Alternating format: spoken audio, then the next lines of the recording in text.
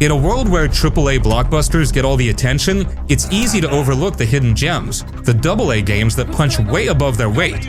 These are the games made with smaller budgets and fewer resources, yet they deliver unforgettable experiences, sometimes even outshining the big dogs. Whether it's brilliant storytelling, creative gameplay, or insanely good atmosphere, these AA masterpieces prove that you don't need $1 billion budget to make an amazing game. You're dead meat, bitch. You were Dad's biggest mistake, but I will fix it. A Plague Tale Requiem. A Plague Tale Requiem is one of those games that hits you right in the gut, in the best and worst way possible.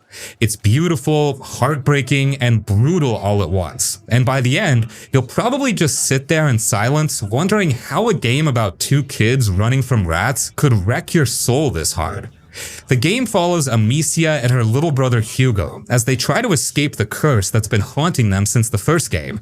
Hugo has this terrifying power that lets him control rats, but the more he uses it, the worse his condition gets. The poor kid just wants to be normal, but his powers are basically turning the world into a rat-infested hellscape. Meanwhile, Amicia, who's barely even an adult herself, is forced to be both his protector and a ruthless killer. You'll watch her slowly break, and it's honestly tough to see. The story hits hard because it's so human. It's not about saving the world or stopping some evil villain, it's just two siblings desperately clinging to hope, even as everything keeps falling apart. And Amicia? She's tired, angry, and way more violent this time. You can feel her frustration every time she snaps and kills someone. She's basically a teenager carrying the weight of the apocalypse, and it's both powerful and tragic. But the gameplay itself? Oh man, it's brutal and brilliant. You're not some superhero, you're a teenage girl with a crossbow and a whole lot of stress, which makes the combat feel raw and messy, in a good way. You can sneak around, set traps, or just go full-on John Wick with firebombs and Hugo's rat powers. And the rats? They're basically a tsunami of death this time. You'll see entire cities get swallowed by them. It's both horrifying and kind of fascinating to watch. The game also looks absolutely gorgeous. One minute, you're wandering through a golden wheat field feeling like you're in a painting, and the next, you're watching a castle crumble under a wave of rats. The lighting, the weather effects, and even the tiny details in the characters' faces make it feel next-level beautiful, like an art film with stealth and rat-based murder. Are you hurt? No, sorry, but Hellblade: Senua's Sacrifice. Hellblade: Senua's Sacrifice is one of the most haunting and powerful games you'll ever play. It's dark, beautiful, and genuinely disturbing, but not in a cheap jump scare way. This is psychological horror done right, and by the end, you'll probably feel like you need to lie down for a bit. You play as Senua, a Celtic warrior on a desperate quest to save the soul of her dead lover. But here's the thing, Senua is tormented by psychosis. She hears voices, sees hallucinations, and questions what's real. And the game doesn't just tell you this, it makes you experience it firsthand. You'll hear whispers in your ears, feel the paranoia closing in, and struggle with the constant dread of not knowing what's real. It's genuinely unsettling, but brilliantly immersive. The story itself is simple, but incredibly emotional. Senua believes she can fight her way into Helheim, basically Viking Hell, to rescue her lover's soul. But her journey is more personal. It's about facing grief, trauma, and mental illness.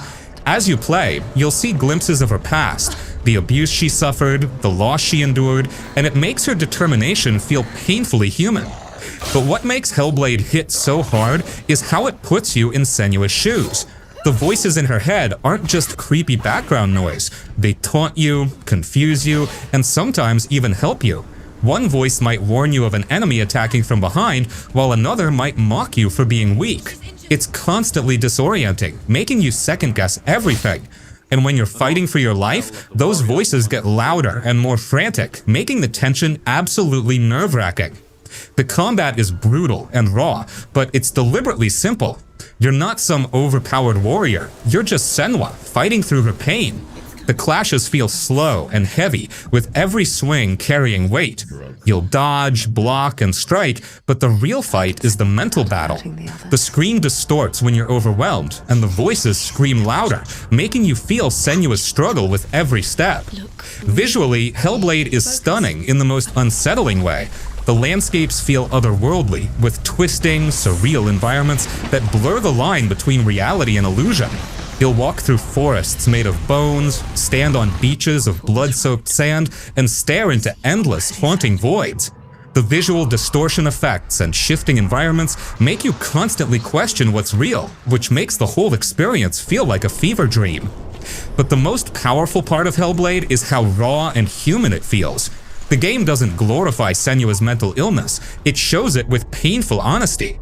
The developers worked with neuroscientists and people with psychosis to make the experience as authentic as possible, and it shows in every moment. It's not just a game, it's an emotional experience that puts you in the mind of someone battling inner demons. Whatever horrors lie behind that door. Just find it. The Forgotten City. The Forgotten City is one of those rare games that sneaks up on you. It starts off feeling like a simple mystery. You wake up in an ancient Roman city cursed by the gods. The twist? If even one person sins, everyone in the city is turned into gold. Your job is to figure out who's gonna break the golden rule and stop them. The catch? You're stuck in a time loop, meaning every time the city falls, you restart the day with all your knowledge intact. At first, it feels like a detective story, but the deeper you go, the more complex and morally twisted it becomes. You'll uncover dark secrets, philosophical debates, and staggering revelations that'll mess with your head. The writing is phenomenal. Every character feels flawed and believable, with their own motives and struggles. Some are desperate, some are greedy, and some are just plain shady, making every interaction feel unpredictable. What makes the game so clever is how it rewards creativity. You can solve problems in multiple ways, through persuasion, deception, or manipulation.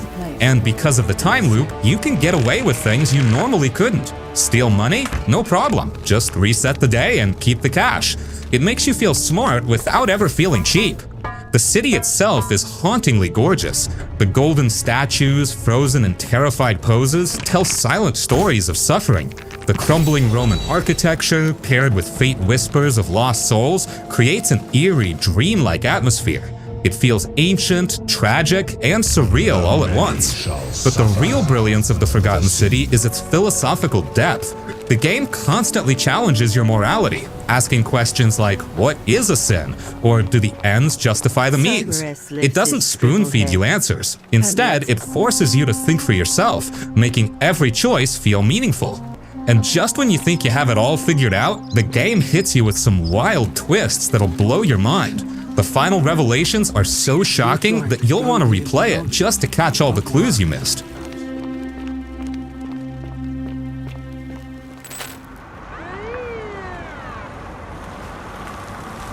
RoboCop Rogue City.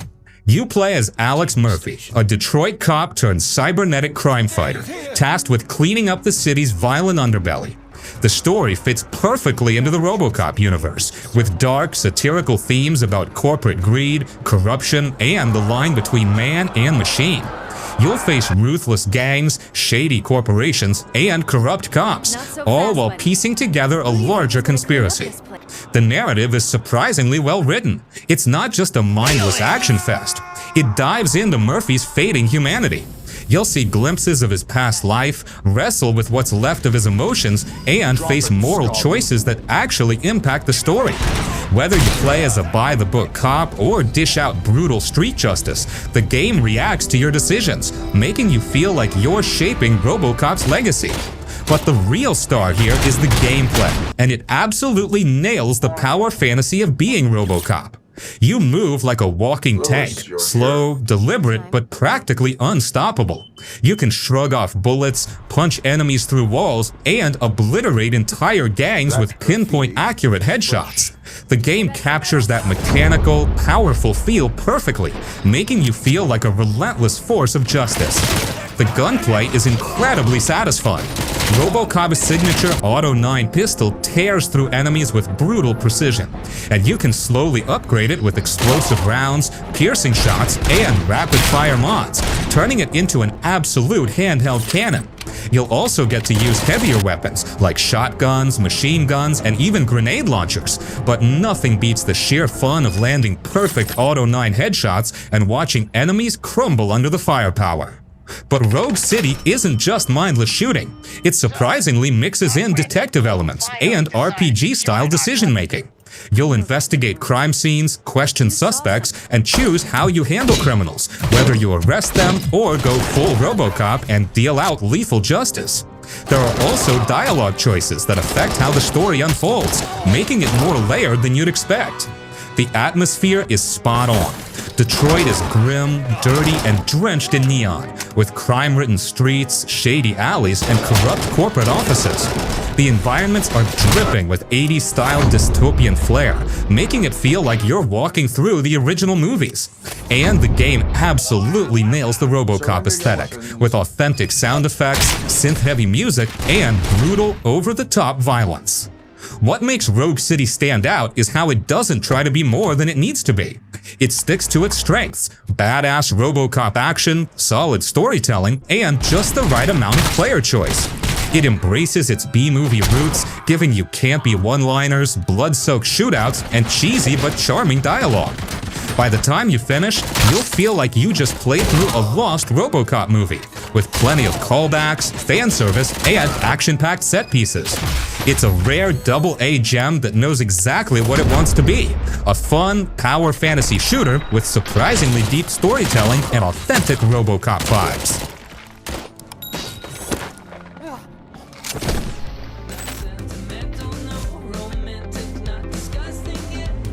Life is Strange 2. You play as Sean Diaz, a regular 16-year-old kid whose life gets flipped upside down in the worst way possible. One moment, he's hanging out with his little brother Daniel, and the next, their dad is shot by a cop. It's brutal, sudden, and it forces Sean and Daniel to run away. But here's the twist: Daniel has telekinesis. Yup, the kid can move objects with his mind, which is super cool, except when he accidentally causes chaos. The game isn't about superhero powers, though. It's about the bond between the brothers. You spend the whole game traveling from town to town, trying to stay hidden while finding your way to Mexico, where you hope to start a new life. And because Daniel is still a kid, he learns from everything you do. If you steal food, he'll think it's okay to take what he wants. But if you choose kindness, he'll grow up believing in compassion. Your choices don't just affect you, they shape Daniel into the person he becomes. And man, it gets heavy. You'll meet strangers who offer kindness, and others who treat you like dirt just because of who you are. The game isn't afraid to get real. It tackles racism, immigration, and police brutality. You'll feel how unfair the world can be, especially for two kids just trying to survive. But it's not all depressing. There are some beautiful moments too, like when the brothers camp out under the stars, roasting marshmallows and sharing goofy stories. Or when Daniel goes full kid mode, getting excited over dogs, snow, and silly pranks. It's these small, warm moments that make the painful ones hit even harder. The choices you make feel real, and they're never easy. Do you teach Daniel to fight back against cruelty, or teach him to walk away? Do you put yourself at risk to help strangers, or keep Daniel safe no matter what? The game never judges you, but you'll feel the weight of your decisions. Visually, the game is gorgeous. The open roads, pine forests, and dusty deserts make the road trip feel authentic. You'll travel through sleepy towns, dusty motels, and camps full of wanderers, and each place has its own vibe. The art style is simple but emotional, making every sunset and rainy road feel poetic and bittersweet.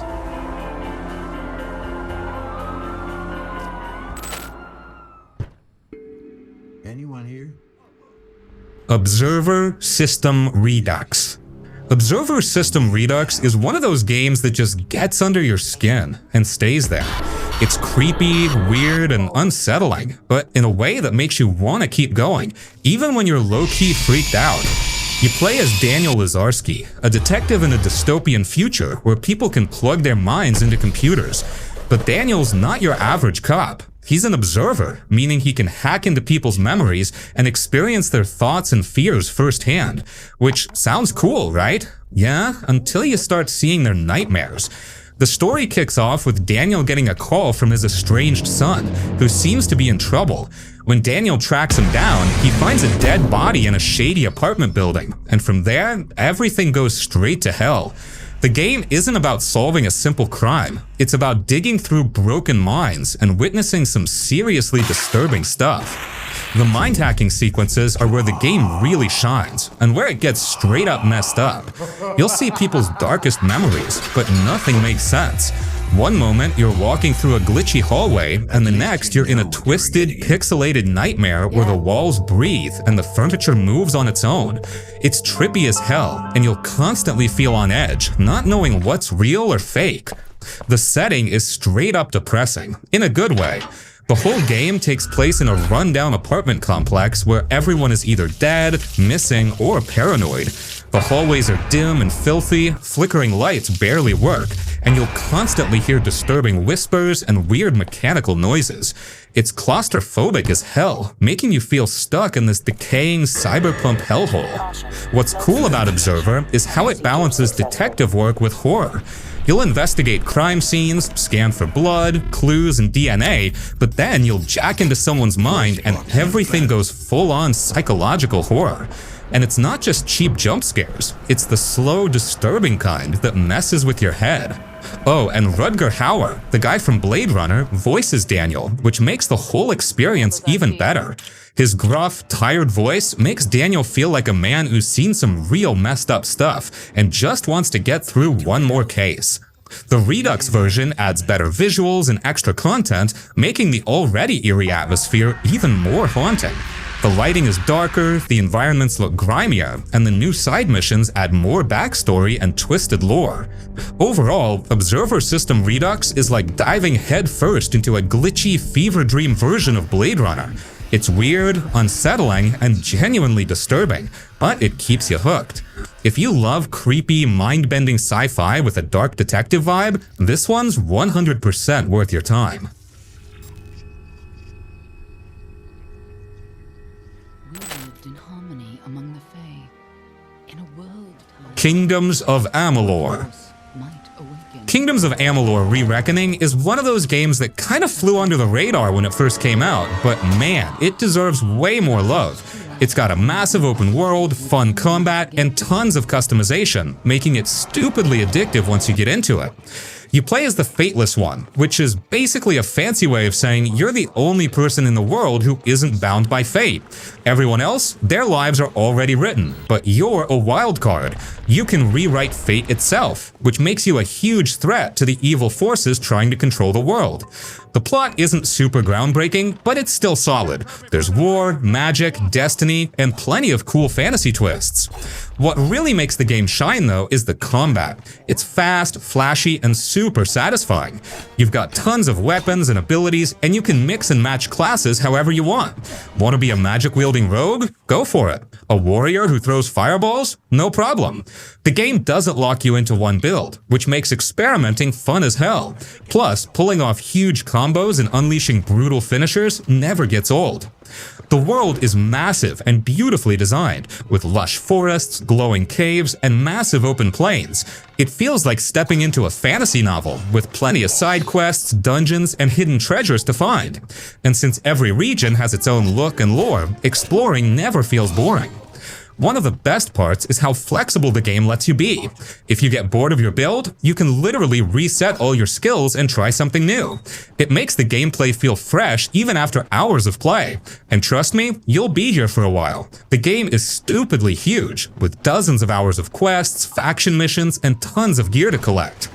Now, since this is the Re-Reckoning version, it comes with some nice upgrades. The graphics are sharper, the lighting looks better, and the gameplay is a bit smoother.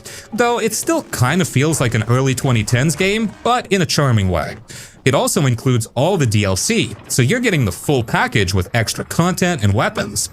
Overall, Kingdoms of Amalur: Re-Reckoning is a hidden gem. It's got fun combat, tons of customization, and a massive world to explore, making it super easy to sink dozens of hours into.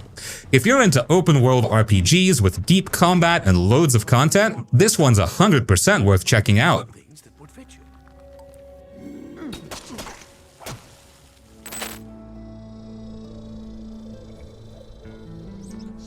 Remnant 2. You ever play a game that just refuses to hold your hand?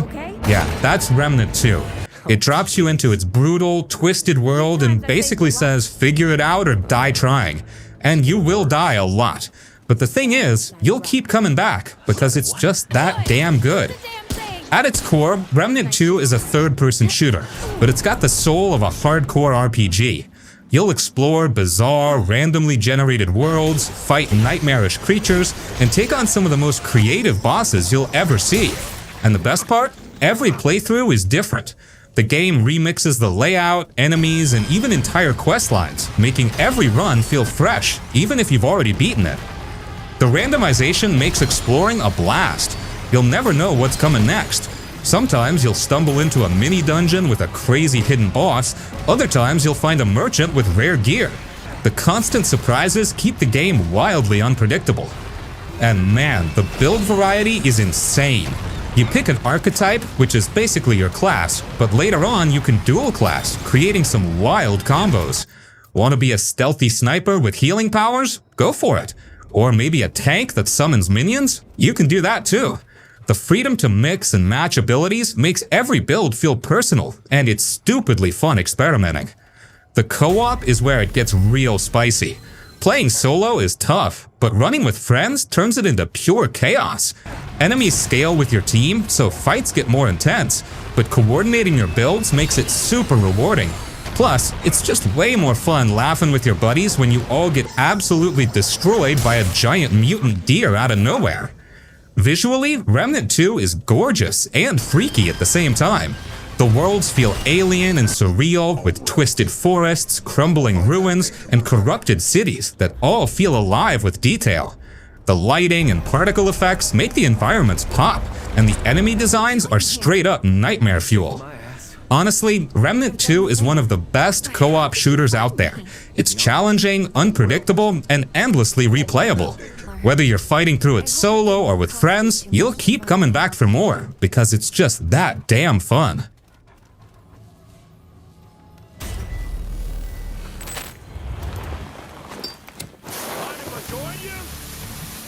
Evil West. Evil West is just pure dumb fun, and I mean that in the best way possible. It's the kind of game where you're punching vampires so hard they explode, and honestly, that's all it needs to be. You play as Jesse Rentier, a cowboy vampire hunter with a massive electric gauntlet and a whole bunch of guns going around wrecking anything with fangs. The story? Who cares? It's just an excuse to kill monsters in the Wild West, and that's good enough for me. Now the combat? Straight up awesome. You've got pistols, shotguns, rifles, and even a flamethrower, but the real MVP is your gauntlet. You can electrocute enemies, juggle them in the air, and smash them into the ground like you're playing Devil May Cry. It's fast, brutal, and stupidly satisfying.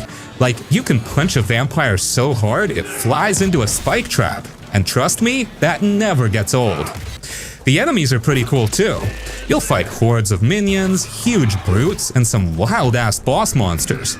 And they're not just brainless bullet sponges, they'll rush you, teleport, and spam area attacks, so you can't just button mash. You'll need to mix up your gunplay and melee to stay alive. The locations are sick. You'll be storming through grimy swamps, abandoned mines, and creepy vampire nests. The whole game looks like some dark, twisted western movie, and it totally nails the vibe. The lighting and atmosphere make it feel gritty as hell, especially when you're fighting under blood-red skies. And yeah, the upgrade system is simple but fun. You unlock new skills and perks, making your combos even crazier. By the end, you'll be wrecking entire groups of enemies without breaking a sweat.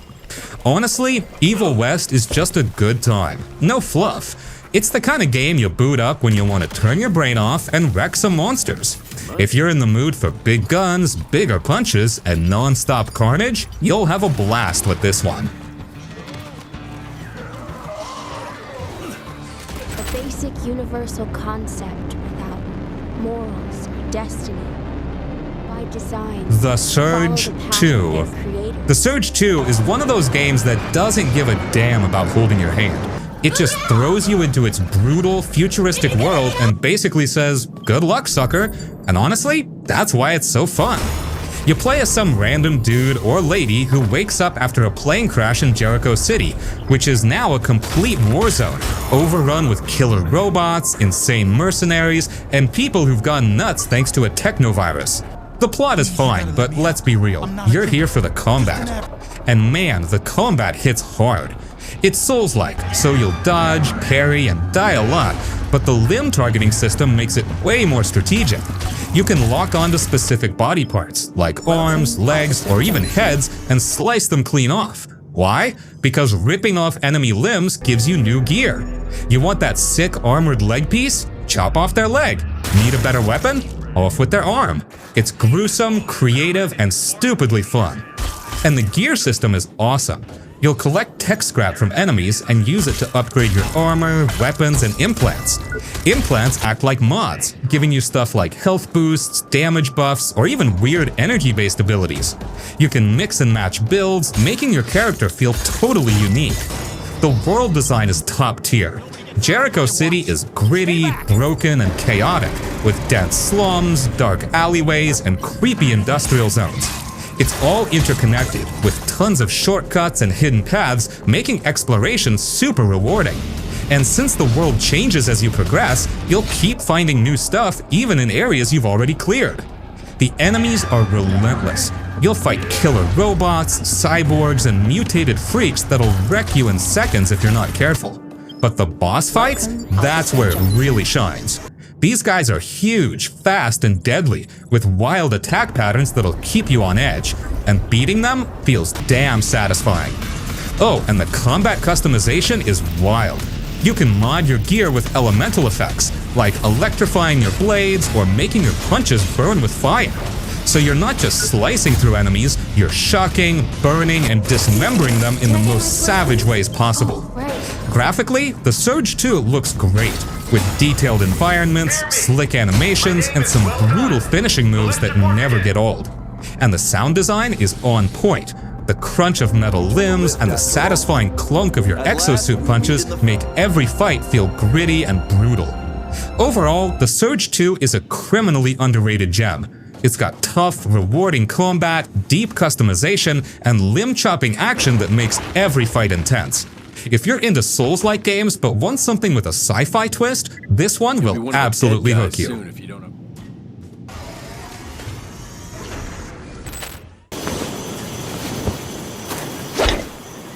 Fuck off! Shadow Warrior 2. Shadow Warrior 2 is just, again, pure fun. It's the kind of game where you're dual-wielding shotguns, slicing up demons with a freaking katana, and cracking dumb jokes the whole time. It's fast, messy, and glorious chaos. You play as Lo Wang. Yeah, that's his actual name. A cocky, loudmouth mercenary who fights demons for a living. The story? Whatever, bro. Something about corporations, magic, and saving the world, but let's be real, you'll skip through half of it. You're here to wreck monsters and make a mess, not follow some deep plot. Now, the combat? Absolutely insane. You've got guns, swords, chainsaws, and even a flamethrower, and you can dual-wield almost anything. That means pistol in one hand, grenade launcher in the other, because why not? The gunplay is super snappy, and the melee combat? Brutal. You'll be dashing through groups of demons, slicing off limbs, and watching the blood spray everywhere. It's gory, over the top, and stupidly fun. The enemies are wild. You'll be fighting everything from demon ninjas to giant mutant freaks, and they come at you fast. You'll be bouncing around the map, slashing, shooting, and pulling off ridiculous combos. And somehow, it never gets old. The loot system makes it even better. It's basically Borderlands style, with tons of random weapons and modifiers. You'll find guns with fire, electric, or ice damage, and you can upgrade them with perks like lifesteal or extra crit damage. It makes every weapon feel different, and you'll be constantly swapping loadouts just to see how ridiculous you can get. The world design is actually pretty cool. You'll be running through neon-lit cities, misty forests, and creepy demon temples. It's all colorful, stylish, and weirdly beautiful, despite the blood and guts flying everywhere. At the end of the day, Shadow Warrior 2 is just pure video game fun. No filler, no fluff, just guns, swords, and non-stop demon-slaying action. If you want a game that lets you turn your brain off, dual-wield shotguns, and chop monsters in after-hours, this one's an easy win. Nice work. You deserve a hand for that. Oh, look. Ghostrunner. Ghostrunner is one of those games that kicks your ass right out of the gate, but in a good way. It's basically cyberpunk parkour with a katana, and it doesn't hold back. You'll be wall running, dashing, slicing dudes in half, and dying a lot. But somehow, you'll love every second of it. You play as a cybernetic ninja called the Ghostrunner, creative, I know, and your job is to scale this massive tower run by a tyrannical AI overlord named Mara. The world, dystopian as hell. Think Blade Runner meets Mirror's Edge, but with way more neon and blood. The gameplay is where it shines. It's fast, fluid, and brutally unforgiving. You've got one-hit kills, which sounds fun until you realize it applies to you, too. One mistake, dead. But the checkpoints are instant, so you'll be back in the action within seconds, making it super addictive. And the movement is slick. You'll be wall running like a parkour pro, sliding under laser beams, and dashing through the air to dodge bullets. The whole thing feels buttery smooth, and once you get in the zone, you'll be pulling off insane stunts without even thinking.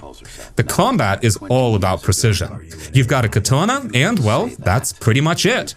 But who needs more when you can slice through enemies in a single hit? You'll be zipping across rooms, cutting down cyborgs, and deflecting bullets mid-air. It's fast, flashy, and makes you feel like a total badass. And the abilities? Oh man. You can slow down time mid-dash, throw shurikens, and even teleport through enemies, turning them into cyber slush. The game keeps adding new skills, making you faster, deadlier, and more ridiculous as you go. The level design is top tier too. You'll be scaling skyscrapers, running through neon-lit slums, and dodging lasers in high-tech labs. The cyberpunk aesthetic is gorgeous, with bright neon colors, reflections everywhere, and a killer synthwave soundtrack that makes every fight feel like a music video. And yeah, it's tough as nails. You'll die constantly, but the game never feels unfair. Every death is just you getting better, learning the rhythm, and becoming an unstoppable machine. It's the kind of game where you'll restart a section 20 times, but when you finally nail it in one flawless run, you'll feel like Neo in the Matrix. Ghostrunner. The Ghostrunner? Jack? You're awake! Yes. Kingdom Come Deliverance. Kingdom Come Deliverance is one of the most realistic RPGs ever made, but don't expect dragons or magic here. Instead, you're thrown into 1403 Bohemia, where you'll be fighting, drinking, and probably getting your ass kicked by some random peasant because you forgot to sharpen your sword. It's brutal, slow, and weirdly addictive. You play as Henry, a blacksmith's son whose life goes to hell when his village is raided and burned down by a bunch of Hungarian invaders. You somehow survive, but your family gets slaughtered. So what do? Swear revenge? Nope. You wake up half naked in a monastery, broke, and completely useless in a fight. And that's exactly what makes it brilliant. The game doesn't hold your hand. You're weak, clumsy, and can barely swing a sword at first. You'll miss half your hits, get tired after 2 swings, and probably get wrecked by some drunk dude with a stick. But that's the beauty of it. You actually have to learn everything, from combat techniques to reading and even alchemy. It's slow, but rewarding as hell. And the combat system? Oh boy, it's not your typical hack and slash. It's weighty, technical, and honestly, kinda clunky at first. You'll be blocking, feinting, and trying not to stab yourself. And once you get good at it, fights feel intense and authentic. You'll be swinging at just the right angle, blocking perfectly, and absolutely wrecking some bandit who dared to mess with you. But the realism doesn't stop there. You'll need to keep Henry fed, well-rested, and clean. Yep, if you wander into town covered in blood and filth, people will avoid you. And if you wear noble armor, guards will treat you with respect. Even your speech skills matter. Dress like a noble, and people will take you seriously. Show up looking like a homeless knight, and they'll laugh you out of the castle. The world itself is stunning. It's not massive, but it's dense and beautiful. You'll be riding through lush forests, tiny villages, and authentic medieval towns. The game nails the atmosphere. You'll hear villagers chatting, blacksmiths hammering, and the occasional drunken brawl. It feels alive. Oh, and the little details? Insane. Your armor degrades, so you'll have to repair it. Your sword gets dull, so you'll have to sharpen it. And if you don't clean yourself, people will literally complain about your stench. It's one of the most immersive worlds ever made. At the end of the day, Kingdom Come Deliverance is not for everyone. It's slow, tough, and frustrating at times, but that's exactly why it's so special.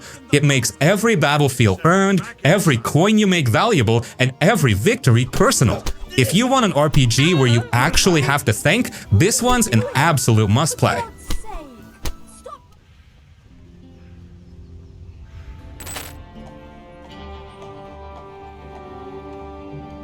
Used to be. Call of Juarez Gunslinger.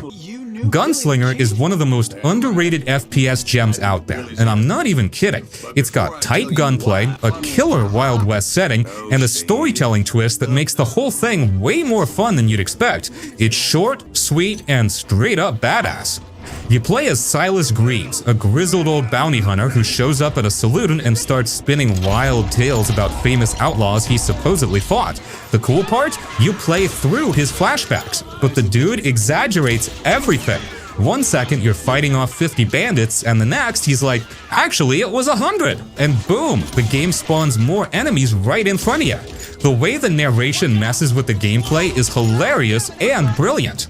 The gunplay is where it shines. You've got classic revolvers, shotguns, rifles, and even dual-wielding pistols, making you feel like Clint Eastwood on steroids.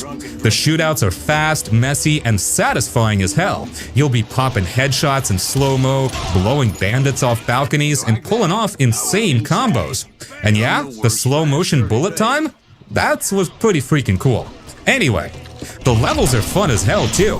You'll be chasing outlaws through forests, fighting your way across moving trains, and surviving dynamite-filled ambushes. It's all super cinematic with tons of action-packed set pieces. But the real star is the storytelling twist. Since Silas is a lying bastard, you'll see the environment change mid-level as he revises his tale. You'll be fighting a group of outlaws, and suddenly he goes, "Wait, did I mention the Apache warriors?" And bam, Apache warriors spawn out of nowhere. It's funny, creative, and makes the game feel unpredictable. Visually, the game's got a stylized comic book look with bold outlines and bright colors, which gives it a unique flair. It's like a graphic novel come to life, making every shootout feel stylish.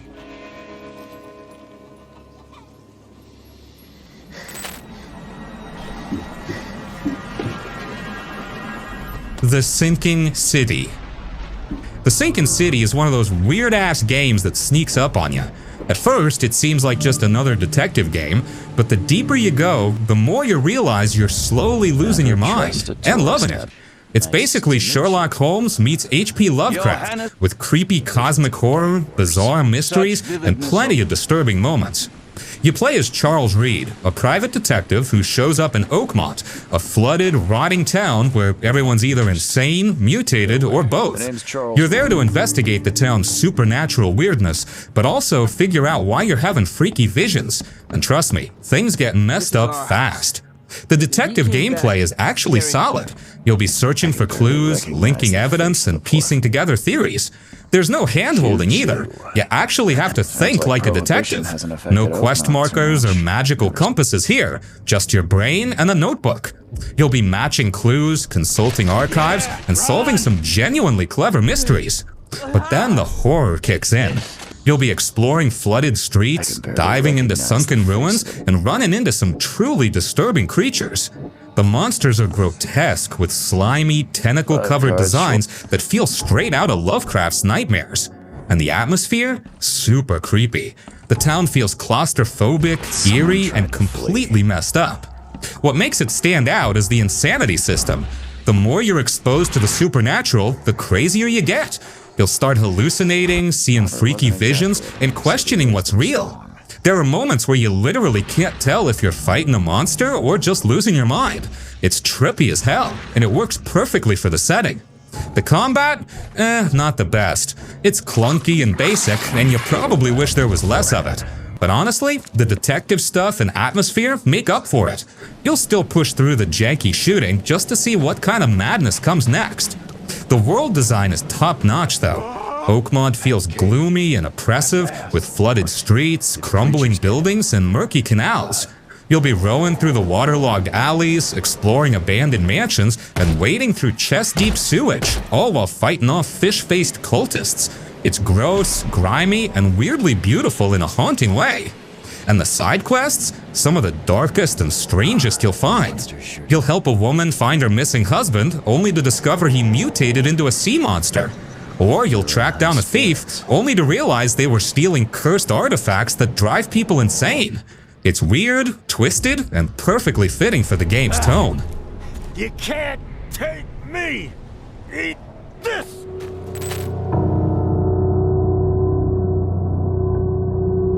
Darkwood. Darkwood is one of the creepiest, most unsettling survival horror games you'll ever play, and it doesn't even need jump scares to mess with you. Instead, it slowly gets under your skin with pure dread and paranoia, making you feel like you're losing your mind right alongside your character. You play as some random dude, no fancy hero name here, stranded in a mysterious, twisted forest. The woods are spreading like a disease, swallowing villages and turning people into horrifying freaks. Your goal? Get out. But good luck with that, because the forest doesn't want you to leave. The gameplay is all about survival. During the day, you'll be exploring the forest, gathering supplies, and crafting weapons and barricades. But once night falls, oh man, you're in for it.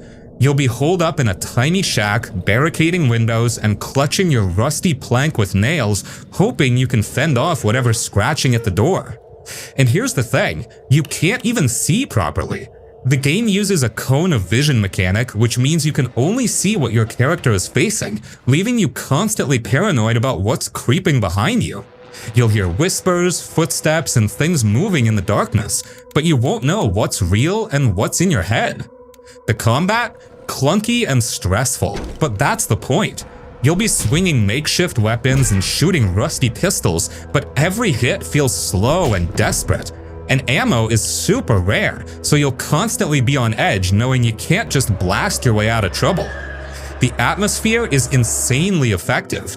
The forest feels alive, but in the worst way possible. The trees seem to watch you, the ground oozes with corruption, and everything feels wrong. You'll find disturbing little villages, abandoned homes, and weird NPCs who are either insane, infected, or both. And the story? It's cryptic and unsettling, told through vague journal entries, cryptic dialogue, and environmental clues. You'll piece together the mystery of the forest, but honestly, the less you know, the scarier it gets. The vague, dreamlike storytelling makes you feel like you're trapped in a nightmare you can't wake up from. Oh, and let's talk about the random events. You'll be hiding in your shack and suddenly, a doll appears out of nowhere. Or you'll hear a child crying, but there's no one there. The game constantly messes with you, making you question what's real and what's just your sanity slipping away.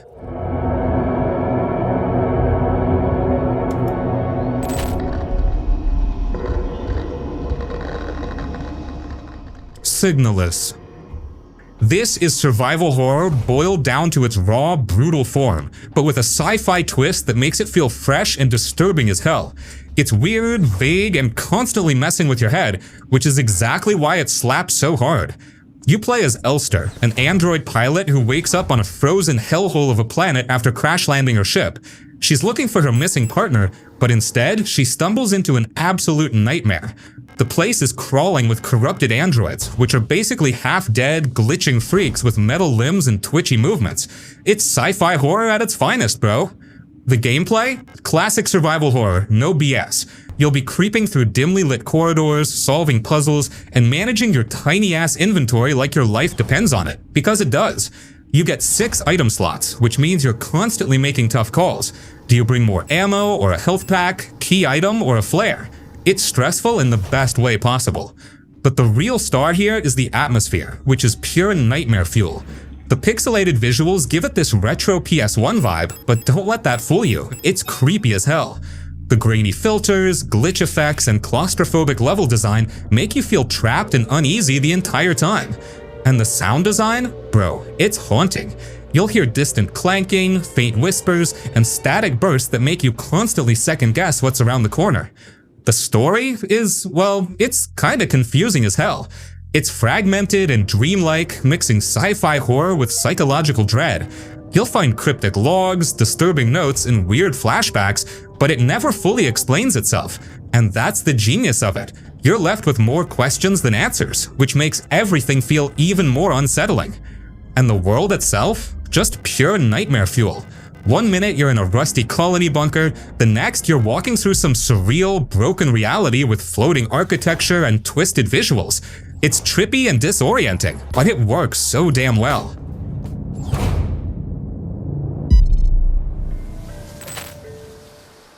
The rot seem quite fond of you.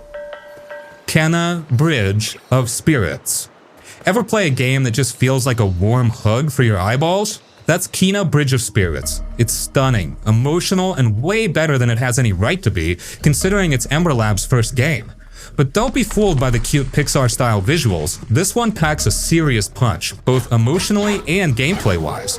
You play as Kena, a young spirit guide with a magic staff and the ability to help restless souls move on. The catch? Some spirits don't want to go quietly, and they turn into vengeful, corrupted monsters. Your job is to kick their spectral asses while helping them find peace. It's basically a mix of combat, exploration, and emotional gut punches. The combat is pretty deep. At first, you're just whacking enemies with your staff, but soon you'll unlock a bow, which feels super satisfying to use. You'll be firing off spirit arrows, parrying attacks, and using your adorable rot companions, basically tiny black fluff balls with big eyes, to distract and weaken enemies.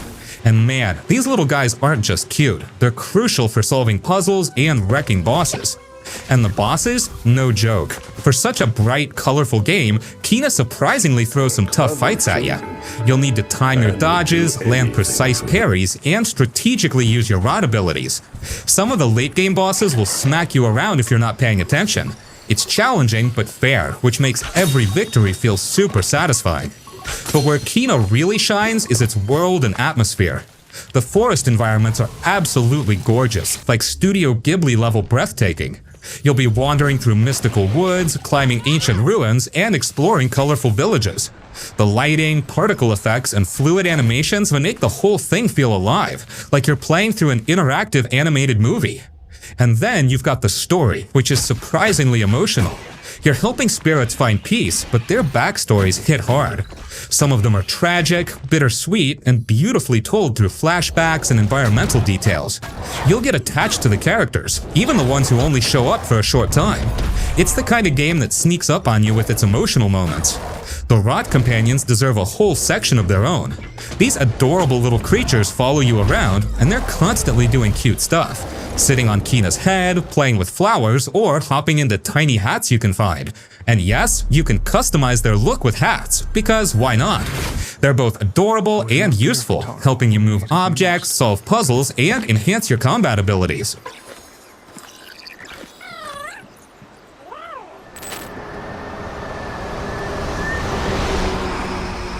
A Way Out.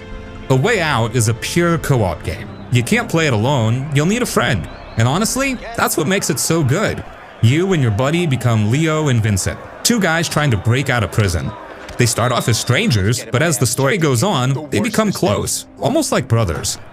The gameplay keeps things fresh the whole time. You'll be sneaking past guards, boosting each other over walls, and teaming up for escape plans. It's not just action though. You'll also do random stuff, like playing board games, fishing, or even competing in silly mini-games. It makes the world feel real, and gives you a break from the tension. The combat and chases are fast-paced and fun. You'll punch goons, steal cars, and run from the cops. The split-screen style makes it feel like you're both in a movie, even when you're doing different stuff. One of you might be in a cutscene while the other is still playing, which makes it feel unique. But the best part? The story hits hard.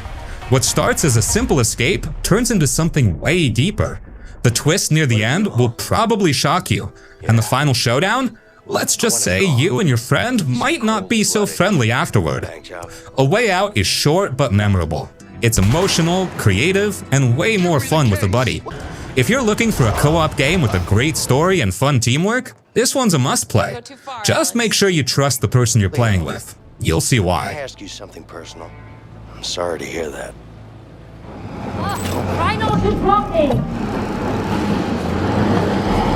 It Takes Two. Just like A Way Out, It Takes Two is a pure co-op game where you and a friend play as a married couple, Cody and May, who are about to divorce. But after a weird magical accident, they get turned into tiny dolls.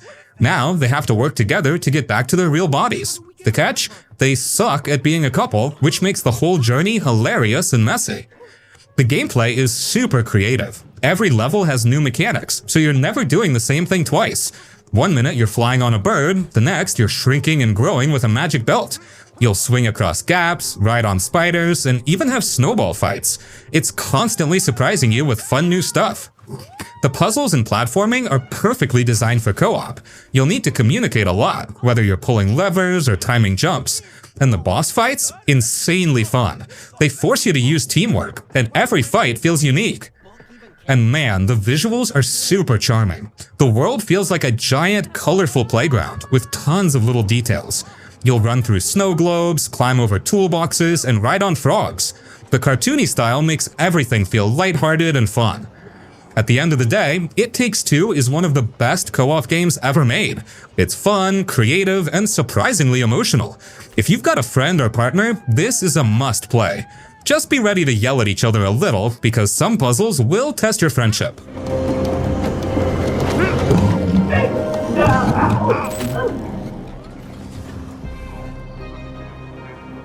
The Ascent. The Ascent is a top-down cyberpunk RPG where you run, gun, and wreck everything in sight. You play as an indent, basically a corporate slave for some greedy megacorp. But when the company suddenly goes bankrupt, the whole city turns into a war zone. Now you're stuck in the chaos, fighting through gangs, killer robots, and corrupt factions just to stay alive. The combat is, well, again, fast and brutal. You're constantly blasting through waves of enemies with big-ass guns. Machine guns, flamethrowers, rocket launchers, you name it. You can take cover, but most of the time, you're better off charging in and unloading everything. The screen gets packed with explosions, and it just feels badass.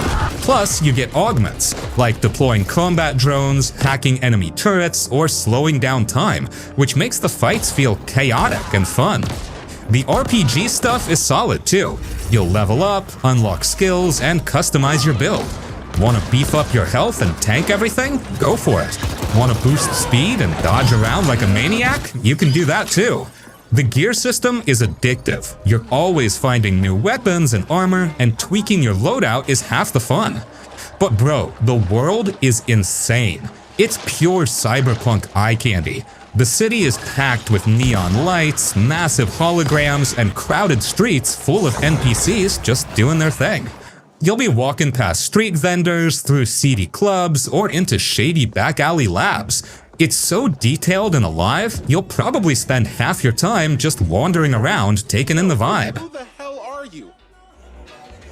And how did you find us? This is supposed to be a... Sifu. Sifu is a brutal, no-nonsense beat-em-up where you play as a martial artist out for revenge. Your family gets murdered by a crew of assassins, and now you're hunting them down, one by one. But here's the kicker. Every time you die, you age. So you start off young and fast, but the older you get, the slower but stronger you become. It's a brilliant risk-reward system that makes every fight feel intense as hell. The combat is straight up insane. You're ducking, weaving, and countering like a kung fu badass. The hits feel meaty, the animations are slick, and when you pull off a perfect parry into a finisher, it's just chef's kiss satisfying. You can throw enemies into walls, smash their faces into tables, and use random objects as weapons. It's fluid, fast, and honestly, it makes most action games look clunky in comparison. But the game doesn't hold back. It'll wreck you over and over until you get good. You'll die a lot at first, and seeing your character age right before your eyes is freaking brutal. One minute you're a spry 20-something, and after a few rough fights, you're an old man with a wicked beard, throwing haymakers like your life depends on it, because it freaking does. The levels are pure eye candy. You'll brawl through neon-lit nightclubs, fight in rain-soaked back alleys, and throw down in trippy dreamscapes where the environment warps around you. It's got bold colors, slick camera angles, and stylistic flair that makes every fight feel like a scene out of a martial arts flick. And look, replaying levels feels rewarding. You'll get your ass handed to you at first, but as you master the mechanics, you'll start flying through fights, barely aging at all. It's super satisfying when you finally beat a boss without losing a decade off your life.